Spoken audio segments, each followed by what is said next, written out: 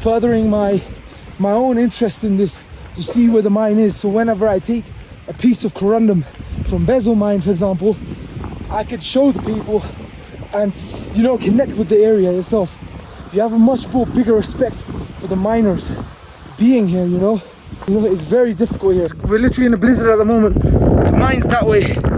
Literally, can't see anything. Can't see anything. Came from down there. The glacier right there. And we need to go all the way down there still. Down there's the mine somewhere.